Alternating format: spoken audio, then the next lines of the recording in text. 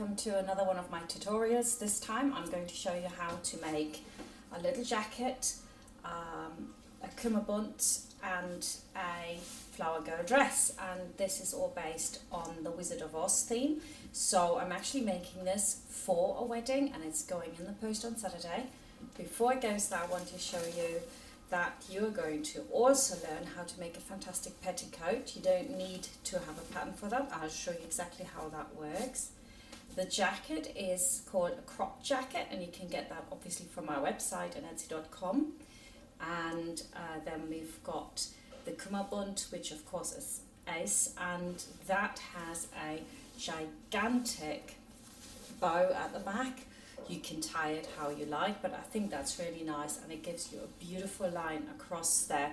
The actual dress has got different ruler loops and the different buttons, but because it doesn't quite fit on my dummy, it's for a 1.5-year-old, I'm just covering it up now. And you know what I mean. So we've got little ruler loops at the back, we've got cover buttons, and we've got this jacket. Now the jacket you can also make with a button, but it won't close obviously on this dummy because it's far too big for this dress. And I'm going to start with just letting you know how you know which pattern to buy to make this. So what you want to do, I'm just going to take this jacket off for a minute, is to measure your child around the widest part of the chest, just underneath the arm, and your tape measure should be not too tight, just just so it goes around nicely, and that's in this case like 62 centimeters. When you are making a flower girl dress, I would always recommend that you get very high quality fabric, and I'm using 3 Dupion silks here, all of which have been faced with a kind of interlining already by the shop. Now I don't actually like that. I would recommend that you interline everything. It's A, much cheaper, and then B, it's easier to work with as well.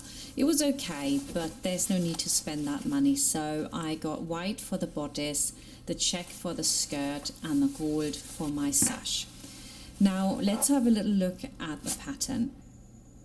The pattern comes like this. You've also got a scale there so that you can check that you've cut out correctly.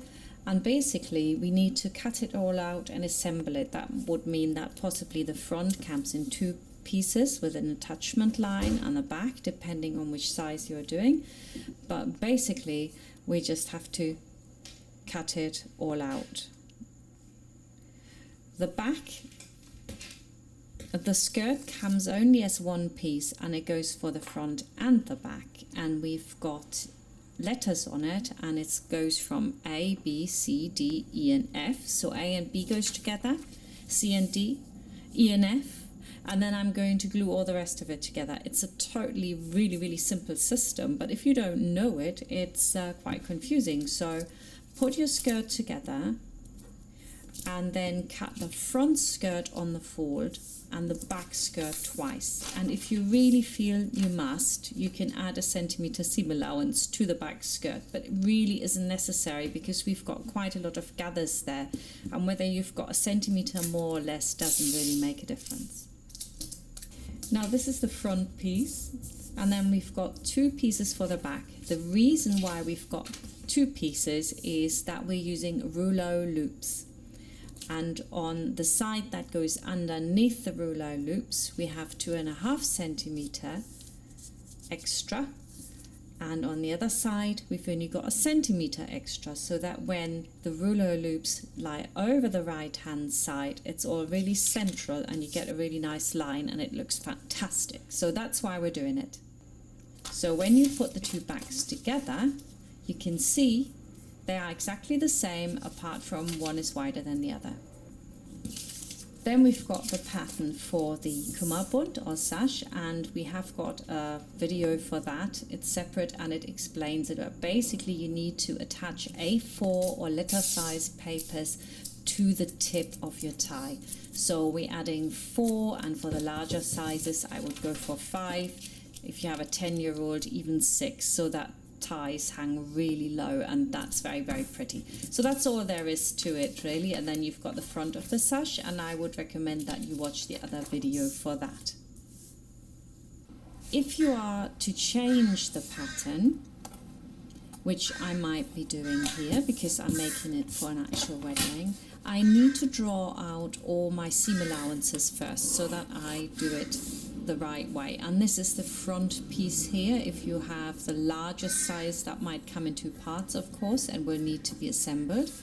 So measure that, and then you take note in inches or centimeters how much it is. So I've got 5.4 inches, and then that's 13.5 centimeters, and I take note of that. And because we have got two sides to a body, we need to do that twice, of course, to get the right measurement. So we've got 10.8 inches and 27 centimeters. Now I repeat the same on the back. I draw around where I have my seam allowances, and then I can measure across first just to the dart, lift it over, that's 5, and then we've got 13 here.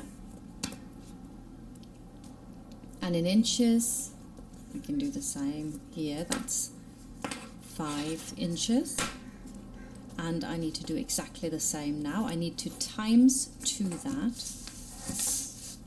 So that gives me an idea of how big the pattern is. Actually, of course, you do know that when you look at the chart, but it's a good thing to always measure through just to make sure for yourself and that you understand the system.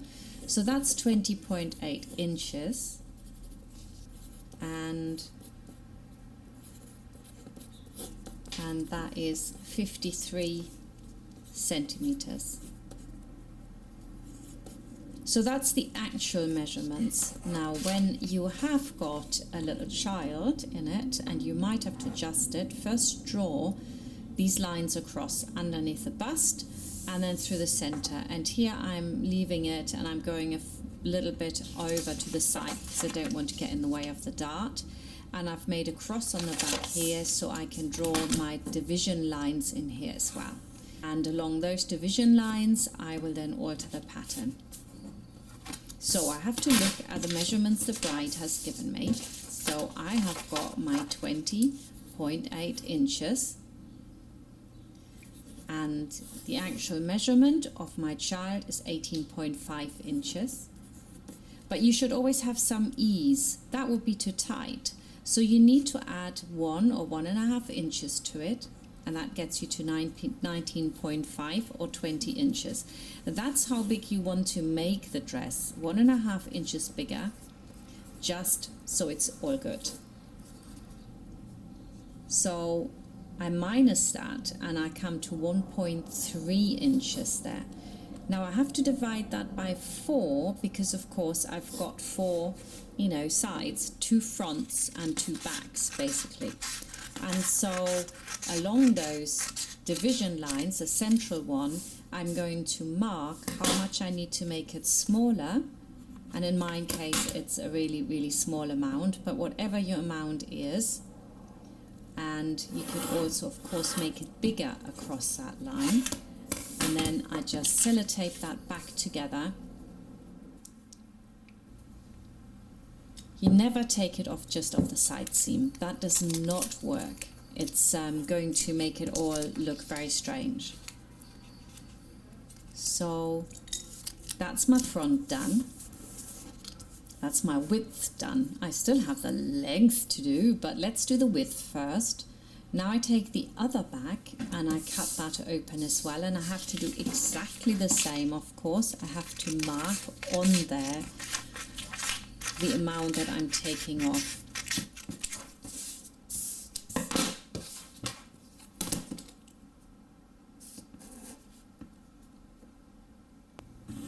So I move that over, place it on top, sellotape it, and job done. Then I have to do the other side, of course, as well. So cut that apart, mark it out again, place it on top, and you're done.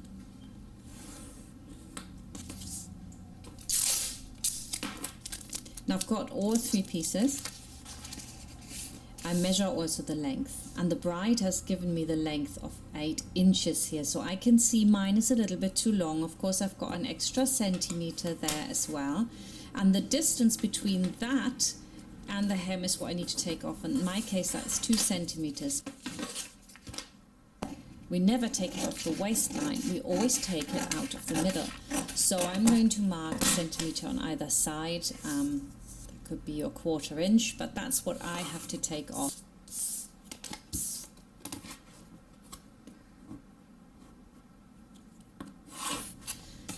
And then I'm going to overlap them and sellotape that together, and then I have got the right length. Let's just make sure that it overlaps. My trusted glass, it was so hot when I was filming this. There we go. And the back on the other side, I don't have to measure anything. I'm just turning it over and then I'm placing it onto the other one, and then I see where I have to go, don't I? So just place that on really neatly, and then you can sellotape that again. Of course, in an ideal situation, you don't have to do anything to the pattern, but sometimes the child could be much bigger in the waist, but not the height, so you need to adjust it, or much smaller like this one. So you got to get it right, and you can always measure again. Make sure that it actually tallies. Now I'm going to go on to my skirt. I take off the seam allowance, I take off the hem, I fold up my seam allowance, and now I can measure from the shoulder point all the way down and see if it fits. Mine is still too long, you see. I have got a measurement of 23 and I've got about 25 in length, so I need to take 2 inches off, which is like 5 centimeters. So I mark 2.5 on either side, and then I overlap it.